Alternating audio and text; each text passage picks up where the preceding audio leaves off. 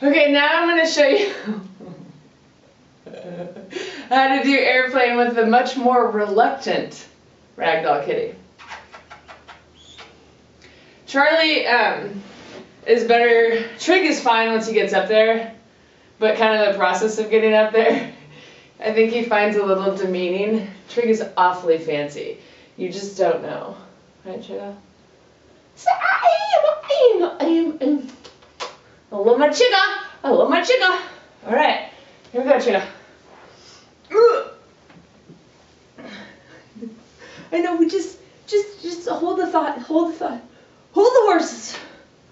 I can barely get him in my toes. Tig, you are not well balanced.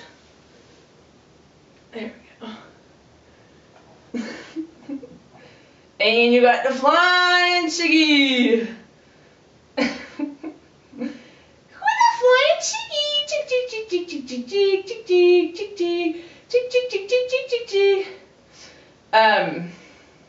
It helps, you know, it accomplishes so many things. I'm not sure the cats really like it. Charlie likes the attention.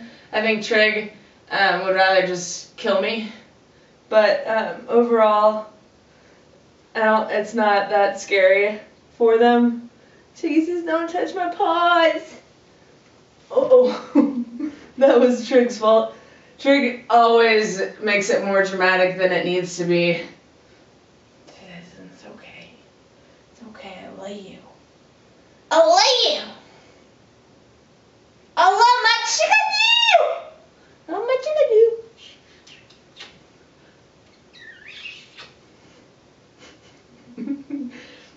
Whenever I kiss Charlie on the lips, he pulls away, and Trigg just sits there like paralyzed, like, oh my god, when is it gonna be over? But I'll just